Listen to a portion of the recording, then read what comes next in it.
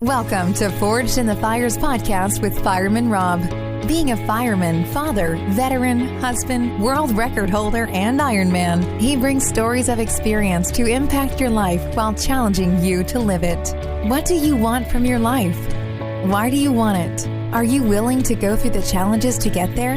If you have the courage to take that first step, let this podcast be the catalyst to start your fire while you bring the resilience to make it continue to burn. Our lives are made up of moments called right nows. So let's get started. Forged in the Fires podcast with your host, Fireman Rob, begins now.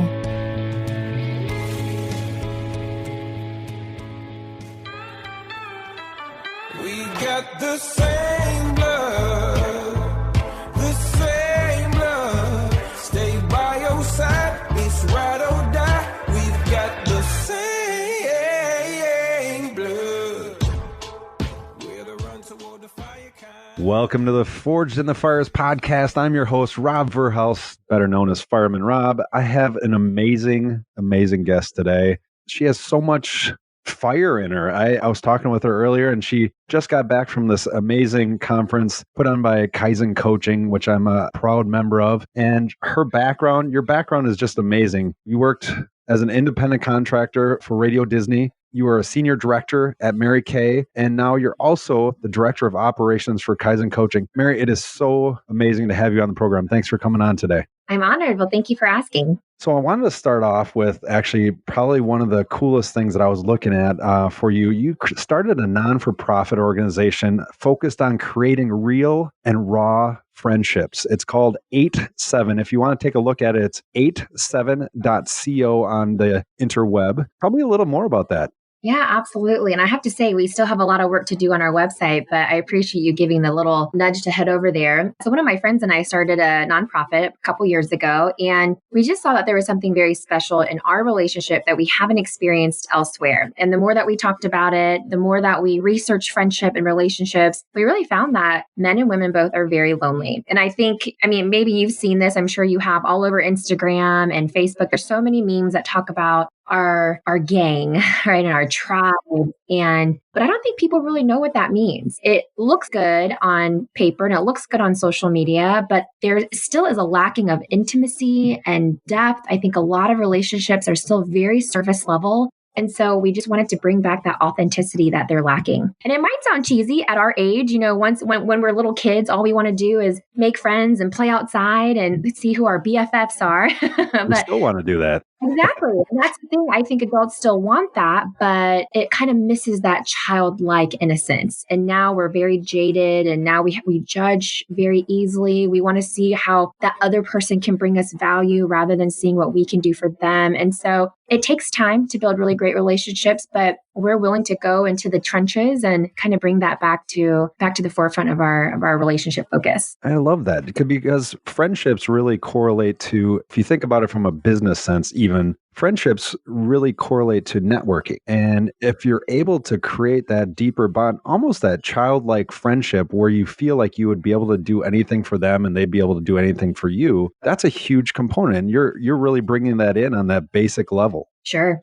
Well, I've been talking to a lot of people recently, especially because this is such a focus of mine. I've been traveling a lot, and people that I meet, they say that they're just very lonely. And they can meet, they can network, they can go to conferences, they can, pass out their business cards, but it's still going into the relationship. They're wanting something to, True. They want them to give them something to bring value to them. Rather than actually trying to form something that can be very basic in the beginning and actually cultivating a relationship. It's that genuineness that they're looking for. Right. And so we actually have a funny saying. We say that we want our friendships to be hot. A hot friendship is to be humble, open, and transparent. We really feel a lot of relationships are missing that humility. The openness just isn't there anymore. Transparency isn't there anymore. And so it comes down to lots of communication and intimacy. And I actually like to think that intimacy also stands for into me, you see.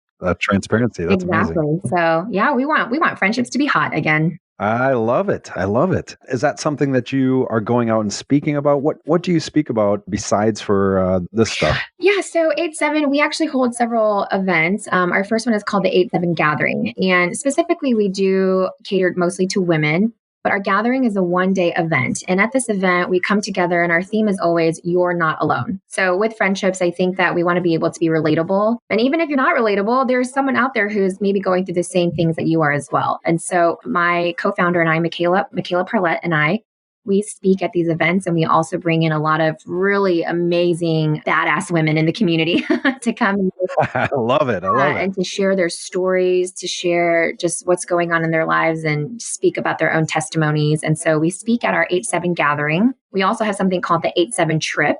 And this was very, very intentional. Actually, when my friend and I first started this, we had never met in person. We were Facebook friends because of the work that we were doing. We had been Facebook friends for several years, just liking on each other's pictures, maybe commenting. We felt like there was maybe a kindred spirit between us.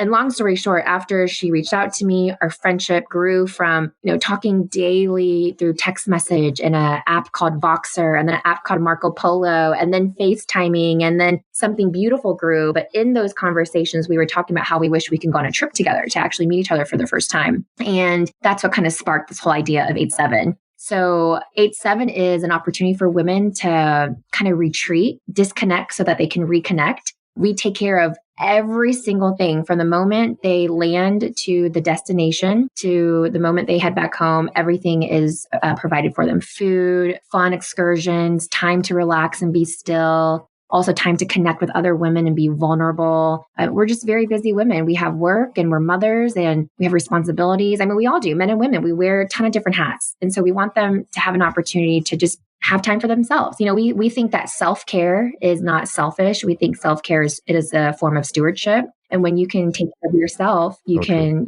better take care of other people in your lives. That's so true. That's so true. Making sure that you take care of yourself is probably one of the biggest things. And, that kind of leads us into the next thing of Kaizen Coaching. You're the director of operations. I am an honored member of Kaizen Coaching. Tell the audience a little bit more about, we have Mike Smith that's been on this show already, and he's told a little bit about it, the president. But just to have your input as to what can Kaizen Coaching bring to not only a business, but Sure. to Well, individuals. first of all, I just want to say we're also honored to have you in Kaizen Coaching. Thank you. Absolutely. I think that we have an amazing team, and I really do truly feel like we are a Kaizen tribe. We had our mastermind this weekend in Utah, and to see everyone collaborate, to see just the transparency and the vulnerability, plus the respect that they had for each other, willing to come together and create something so beautiful, because Kaizen Coaching is not about how we can make money. Of course, we want to be able to help individuals have much success in their life. And because of the income, they can make amazing choices for their families and for themselves. But it's also very impact related. We want to be able to make an impact. We are contribution focused. And so to see individuals like that, very like-minded, coming together with great character. Character is definitely something that I look at. And I was able to look at every individual, and I just had so much respect. And so that's why, Robert, I can't wait to meet you, because if Dr. Mike introduced you to us, that means you're a great person.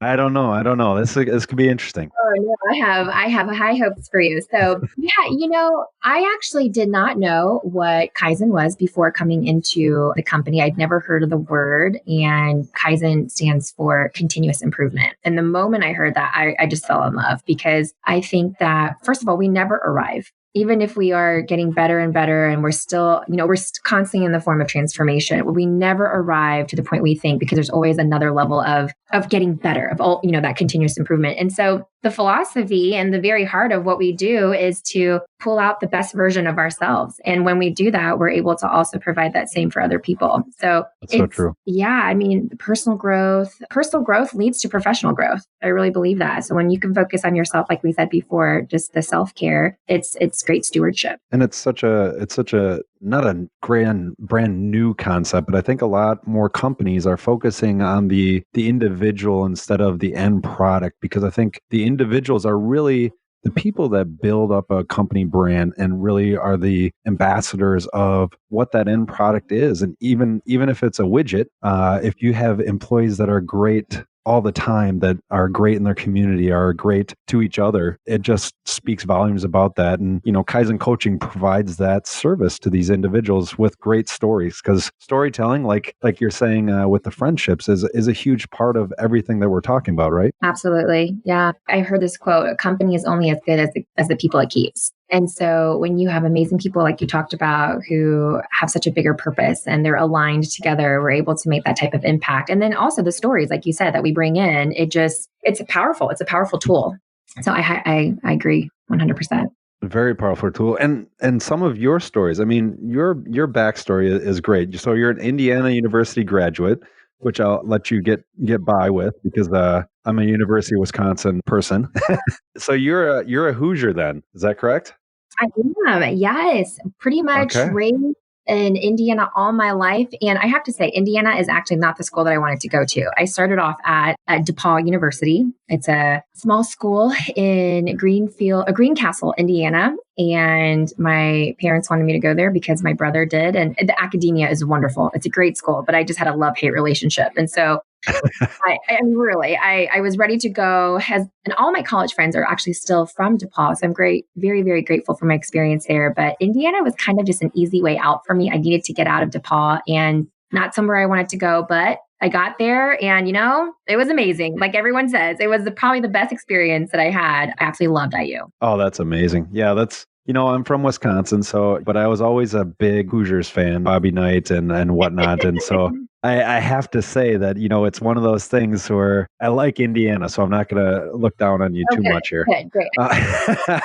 So tell me more about, you did independent contract work for the Disney company, Radio Disney, engaging customers, really building that trust and that interest in the platform, right? Yes, I did. Well, let's see. It started my junior year of college, and I went to a job fair because I wanted a part-time job and kind of get something going for my resume. I was in communications and culture, and specifically with telecommunications, I also wanted to do everything and anything related to media. And that was my first media job. I went to a job fair, and the woman absolutely fell in love with me, and I fell in love with her. It was just a perfect match. And I started off as what we called the Disney Road Crew.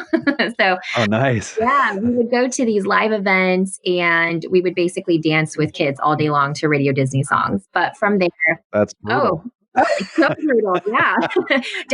And Miley Cyrus songs. No, actually, it was so much fun, and we had choreography to them, and I felt definitely like I was a Disney girl, but I saw that there was so much more of an opportunity to reach out to people, to really connect with the community. I asked if there were any other places I can serve more than just dance with the kids. And not that that's not an admirable job as well. I just knew I could do more for the company. And so their ICs, their independent contractors, actually were the ones who were on the mic and kind of announced the next promotions and what the company was working on. And we really worked closely with the community, local businesses, organizations, with families.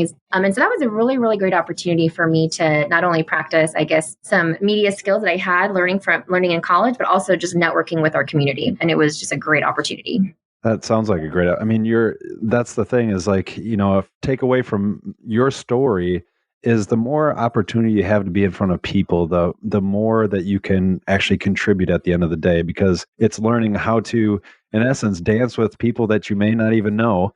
And, at the other end of the spectrum, it's going to build who you are as a person. And I think that's such a great thing about your story. And, going into the next part of, you are a senior director at Mary Kay, and that's an industry that's extremely tough because you're building networks with people. Yeah. Direct sales in general, I think is tough. Like you have to definitely. Yeah. They say leadership is not for the faint of heart. I think direct sales is not for the faint of heart. The mindset going into it, because you are your own boss. And yes, you may have a lot of support. We did in Mary Kay. I am very, very grateful. I had the most amazing training, some of the most incredible mentors.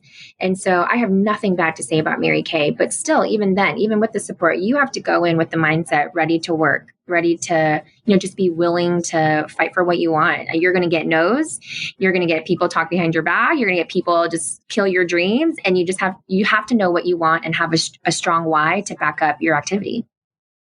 I love that. A strong why. I always talk about your passion, and it's such a huge foundation. And a lot of times people don't understand it when they look at you and go, well, why would you do that? Right. Why would you take on such a challenge and make so much effort to get what?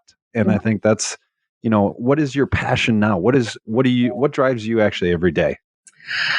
Oh, well, my faith is incredibly important to me. And I actually attribute a lot of the things I've done in my life because of my faith and just the blessings and favor that God has in my life. And I got to share my story with a few individuals at the mastermind this weekend. And so many of them were like, Mary, your life sounds so blessed. It just sounds so blessed. And I don't want to say that there was no hardship. There was definitely hardship and suffering and challenges, but I welcome challenges because of my faith. I welcome hard. I love the quote, I can do hard things. And really it's because I partner with God in my faith. And so my purpose right now, and I'm 33 right now, and I always thought by now I would know exactly what I was doing with my life. But I find myself asking, what am I going to do when I grow up? What am I going to do when I grow up? I'm working for an amazing company with Kaizen Coaching, and I believe everything that they're doing to make an impact for people. I have a nonprofit that supports women and relationships and authenticity. And I would say even then, I feel like God continues to have a really great purpose for my life. And I can't honestly say that I know what that is right now, but my favorite verse, and I think you had asked in the questionnaire, like, what is your favorite quote? But my favorite verse is, to whom much is given, much is expected. And I'm not saying that I'm like this best thing on earth, because definitely not. I have my issues, but Everybody does. Don't worry about it. Yeah, we all do. But I truly believe that God has blessed me with talents and gifts and with support, resources, my time. And what do you do with all that if you just keep it to yourself? I want to be able to also contribute, and I feel like much is expected from me. So wherever I'm at in my season, I want to be able to serve as much as possible. Oh, that's a wonderful, wonderful saying, and also just a wonderful way of putting it, because it's so important to have everybody understand that they're an authentic individual. Yeah. And they have so much promise. And like you were talking earlier about Kaizen coaching, the number of different people that you got to, in essence, experience their life stories this past weekend. And, when I was looking through a lot of your bio stuff on just the next level leadership and the mentorship, talk to me a little bit about how important it is, the mentors in your life, and who was the important mentors that helped you to get to where you wanted to be.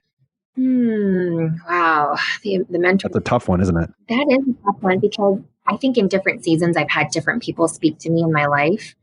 And I also have different people I go to for specific things as well. At the end of the day, well, first and foremost, it's definitely my parents. I mean, they have such an impact in my life, not only because of being my mom and my dad, but their story. I mean, it is incredible. My parents I'm Korean. So my parents both immigrated to the States for, that better life, that American dream life. And I would say, even though they may have not experienced that in the eyes of most people, they're able to experience it through their children. So I have three brothers, and those 4 kids. I was the only girl. I grew up as a tomboy. I'm actually a tomboy at heart. Yeah. Wow. You must have, yeah. You have to be pretty tough. Yeah, I think I'm so tough, and I like challenges because I grew up with 3 brothers. But, a lot of people, first of all, I feel like we have to redefine what success means. But for my parents, it wasn't elaborate vacations and a ridiculous income. It was my dad was a pastor. And so it was really preaching God's word and the love and transformation through just being saved. And I got to see my dad's leadership in the church. And my mom was an entrepreneur. She started an alterations business. I mean, both of them they didn't know any English, but they came over here in the States for a better opportunity. My mom, I think, had $20 when she came here and knew the simple words like goodbye, hello, I'm hungry, thank you. And we're born in the States. We know English perfectly. And yet we have so many fears. And I see my mother, who came to America not knowing anything at all. And yet she was able to have a successful business, raise 4 children, build a home, have a career with my father, and raise 4 successful independent children. I mean, they're my mentors. Like I heard a saying, it's not what's taught, it's what's caught. And although they did teach me a lot, it's also what I just saw from their example. So definitely my parents are huge mentors to me. I would also say there's the woman who brought me into Mary Kay was a huge mentor and she was also a great friend. She was also a spiritual mentor. And again, it was her example. It was the way she lived her life. It wasn't just what people said, because anybody can say something that sounds great, but it's how you live your life. So probably mainly those three people, my parents and this woman. And I'm going to say her name because she's that wonderful. Her name is Allison Davis. Yeah, she's in Indiana. Look her up. She's fantastic, but they have huge impact in my life. There you go. And I love what you're talking about, because there's so many people that struggle with success because they see it like you were talking about earlier. You see a lot on social media that success is defined by what the number of likes or the number of hearts or whatever it is you get on social media. It's not. But that's not reality. And there was a great quote one time, and it was interesting when you're talking about your parents. I was thinking about that quote because it said, "Don't try to live a life of success. Strive for a life of value." And it's so true in what you were saying about your parents, is that you said there's, a lot of people may not see their life as successful, but they had a lot of value because look at how you turned out and look at all of the great things that you got. And I think that's such a great message that you're extending out to people. Now, I was looking on your LinkedIn. One of the big things, I have three children, and having them learn through actions like what you just said. You had liked a quote, and you actually put this down. And you said, "Grittier kids are more likely to succeed, and grit equals growth mindset." Give me more on that. I love that. Actually, it came from a grit TED Talk, and I wish I could remember who spoke on this. I think her name was Angela Duckworth. I can't remember, but it was a TED Talk. And she talked about how she did a study where she took elementary students, middle school students, and wanted to see why they were successful. Kids in the spelling bee or kids with IQ and all these things. And it didn't come down to how smart they were. It came to how gritty they were. It came to their experiences at home. And I really thought about that a lot. And I think that's why my brothers and I are extremely gritty and successful. We didn't have parents who handed us everything. And I mean, because of their language barrier, because of not being able to communicate with us or with our schools and our organizations that we were a part of, my brothers and I had to figure out a lot. And when you have to do that, I mean, you grow up pretty fast. You're not spoon fed. You don't have this sense of entitlement anymore. I think nowadays, my husband and I like to joke about this all the time, but students always get a participation trophy. And I don't think there's technically anything wrong with that. But when you are come to getting a trophy after every single season, even if you didn't win anything at all, you're always looking for someone to validate your activity. And if you're not doing well, you're still going to look for that validation. And so when you know how to fight for what you want, when you know how to persevere and endure, when you don't just give up, I think that comes from, how you grow up and how your parents allow you to fall and get back up. And my parents allowed that for us a lot. When I look back, it was hard at the time. And I think I was always the girl among my friends who were like, "Oh, my parents can't do that much for me." Or I wish my parents can help me with this or help me with that. But actually, they helped me so much because now I'm extremely independent. I feel like I'm very well functioning. And there are a lot of friends who I absolutely love, dear to my heart, but they lack a lot of maybe those skills because they always had someone do it for them. So I don't know. That's just what I think of. And maybe you can chime in on that and let me know what you think of the whole idea of grit. But it's being allowed to, like I said, fall, get back up, and not have someone do everything for you. I think that's so true. And it's allowing that ability. We look at success and failure in this society as, the greatest people are successful. The people that suck are failures. And that's so true in some respects. And it's so false in other respects. Is like, yes, success is great.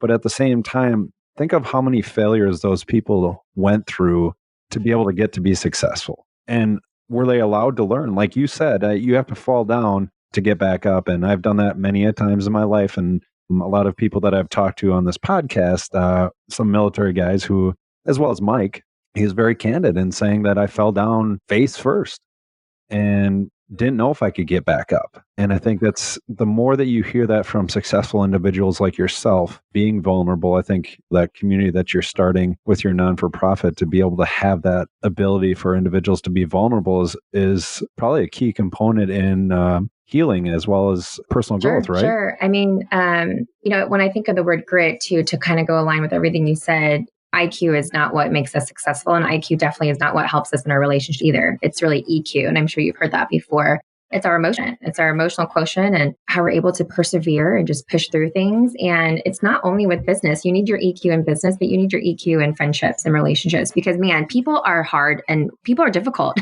People are difficult in business and they're difficult in relationships. And so I remember one of my mentors always said to me that your business is 90% heart, 10% skill. We need the IQ part maybe and the skill part to learn, but it's how we can push through. It's our heart, it's our mindset, but you need that for friendships too, because you so easily find people nowadays that just throw away friendships because one little thing happened and they couldn't understand it. Or now they say, well, maybe it wasn't meant to be. Well, actually, maybe it was. You just need to learn something from it, instead of just so quickly. Definitely. It seems like we deal with things a lot. And, we always say that you have to live in the right now, but you also don't have to make decisions in the right now. You can wait and actually figure it out, consciously think about it, and then make decisions instead of throwing things away that may be actually very influential in your life later on. Mm-hmm. I think people are just too quick to act when sometimes you need to slow down. You need to listen, have a little bit of discernment.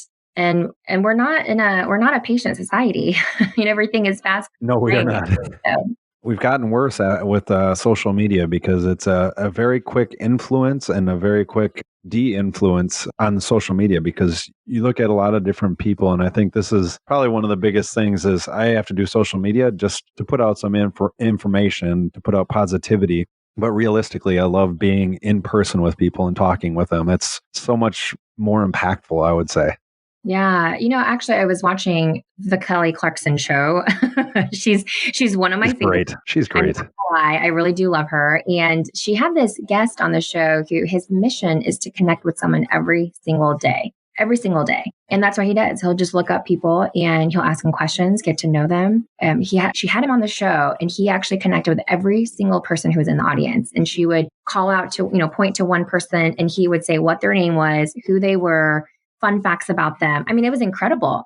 So for him to take the time to just want to meet people, get to know them where they're at, I thought that was just so encouraging because we don't do that right now. We just don't. We don't have that extended conversations or the real conversations. It's a lot easier to do it online and not have to look somebody in the eye when you say something, right? Well, it has been such an honor, such a pleasure to be able to have you on this podcast today. Anybody wants to find out, definitely more information, 87.co. It's still in the works, you said, right? But there's a lot of information on there. I got a lot of information out of it. So if you're looking for something that's going to help you with friendships with yourself, great website to go on to. I always end these podcasts. I'll ask you 3 questions. I don't give them to you before, so that's the best part about it. You ready for the first question? Here it is. There's no right or wrong answers. Don't worry about it. What is one thing that you haven't done but is outside of your comfort zone? Well, that's funny that you ask because actually this year, my husband and I decided that we want to do 12 different things so one thing a month for the new year to get us out of our comfort zone. And love it. Yeah. So, they're as simple as taking a hip hop class. I've never done that before. Wait, you didn't do that with Radio Disney? I thought that was what Radio Disney was. That's not quite hip hop. I would say that's like a 1-step, 2-step, but okay. Yeah. So I want to take like a legit hip hop class here in LA, and I am Asian, so I can't dance very well. So you can just imagine what that might look like. Good thing this is a radio show, right? Yeah, exactly. So I am doing that. I'm actually also going to take a improv class. That will definitely take me out of my comfort zone. I also want to take a singing class. I am doing a Spartan race this month. That's definitely going to take me out of my comfort class. Also, I'm dyeing my hair blonde. So I'm just doing crazy things this year, and I'm going to be journaling about it and blogging about it. So stay tuned. So where can people follow that your crazy journeys on? Well, I have not started my blog yet. So that's another thing that's on the list of 12 things that I will be starting a blog. And hopefully that needs to be the first thing so we can follow you. I think that's the one that actually takes me out of my comfort zone the most. And so that's why I'm probably procrastinating a little bit. But you're right, Robert. You're right. You heard it today. She is going to start her first blog. Mary is going to start it today. I said it out loud in public. Oh no. All right, it's gonna. There you go. It's on. It's recorded. So you're in trouble now. That's accountability. So the second question is actually you already answered it for the favorite quote and why, and I love that. I want you to say it again and just give us a little bit about that quote again. Yeah, again, it comes from Luke chapter 12, verse 48. And just to summarize, it's to whom much is given, much is expected. And I actually think about that every single time I come to a point of adversity or hardship, or even just how I'm supposed to serve. I believe that when the Bible says to whom much is given, it's not just talking about financial resources. I do think it's also just our talents and our gifts. It can also be in our mindset and our attitude and our joy. And I feel like if God is blessing you in certain areas of your life, much is expected. Don't keep that to yourself. Be able to extend that grace or forgiveness or joy or wherever it may be in your life to be able to extend that to others. And whether I am checking emails and helping someone to organize their calendars, I know how to do that. So I'm going to do it well. If I am having a hard relationship with a friend, but I know that I can extend grace and patience to her, then I'm going to do that well. And so I truly believe for every individual, whatever that God has gifted you with, or the talents or resources, that much is expected. And sometimes people might see that as a very hard or strong request because they may not feel like that they are in that place, or they feel too much pressure. I would ask that you just boldly step into it and take that courage to show up and show God that you're being obedient in that area of your life. Love it. Great quote. All right. So last question here. If you could pick to have coffee with 3 people, they can be living or deceased, at a firehouse coffee table. And being at a firehouse coffee table means that nothing is off the board. You can ask them anything. Yeah. Who would it be and why? Oh, man. Okay. Well, because my faith is important to me, it would be Mary in the Bible, because she got pregnant from the Holy Spirit. And I just have some questions about that. So good. I had another guy ask, he wanted to talk to Jesus Christ. And I was like, that would be an interesting conversation. Yeah. I mean, and that's her son. So I have all types of questions for her. Also, I would actually love to meet with Mary Kay Ash, the woman. She was named the #1 female entrepreneur next to Henry Ford. And what she built is really incredible. I have, in my 9 years that I was with the company, watching her videos and seeing her leadership passed on to the other national directors in our company. I'm so impressed with her grit. And I know I read her autobiography, and actually her book was the first one that I absolutely bawled to. I was crying and I couldn't get enough of it. It was the first book that I read in one day. I like to read, but it takes me a long time to read. She's a phenomenal woman. So I would love to meet her and how she just really started Mary Kay. And she had quite the story. And then third person. What was that book? Just so if people want to have a great read. Yeah. You remember what that book was called? Oh, it's her autobiography, The Mary Kay Way, I believe. Okay. Yeah. Man, that was like so long ago. I think it's just Mary Kay Ash. Oh, Miracles Happen. That's right. Miracles Happen. Miracles Happen. Okay, perfect. And who would the last person be? Gosh. I mean, you've got 2 good ones already. I do. Well, I'll just say do a fun one. Not secretly, I'm just going to go ahead and tell you, but I absolutely love Amy Poehler and I want to be her best friend. I don't know if she listens to my podcast yet, but we'll hopefully later. We'll privately send it to her agent and everybody else. But she is, she just cracks me up. I loved her in Parks and Rec. Have you ever seen her television show, Parks and Rec? Oh, yes. Yeah. So she plays a character called Leslie Knope. And she's just funny. Everything about her character is in some form or fashion someone I aspire to be like. I loved her in SNL, all her movies, and yeah, she's secretly my best friend. So I'm just going to make that happen one day. I love it. You put it out there and things will come to you. That's right. Just like you starting your blog today. And so the last part is actually, this is a rapid round questions. All you got to do is tell me which one you'd choose. Oh, I love it. And they're kind of off the wall, but it's not a psychological exam, but it is. So here we go. Ready? All right. Yeah. Paper or plastic? Paper. Soup or salad? Salad. McDonald's or Taco Bell? McDonald's. Even added an Camping or a hotel? Oh, hotel. Fly or drive? Fly. Sleep in late or wake up early? Wake up early. Oh, no. Wake up early for sure. Okay. Run or walk? Walk. Partly sunny or partly cloudy? Partly sunny. There you go. Fire or water? Water. Here's my favorite one. Use a porta potty or continue to run or drive to the next physical bathroom? Can't use the porta potty. Atta girl. Yeah, there we go. Coke or Pepsi? Ooh, I don't drink soda, but if I did, Coke. All right. And go big or go home? Go big all the way. Love it. Mary, it's been such a pleasure to learn more about you, as well as to have my guests just learn so much from your life story, as well as what you're trying to accomplish. Thank you so much for being on this podcast. Yeah, thank you so much. I appreciate your time as well. All right. Thanks for listening. Thanks for listening and supporting the Forged in the Fires podcast with Fireman Rob. Remember, don't forget to like and subscribe to this podcast, and please share this episode with a friend or family. To find out more about Fireman Rob or reach out about a question, go to www.firemanrob.com. Until next time, live your life forged in the fires.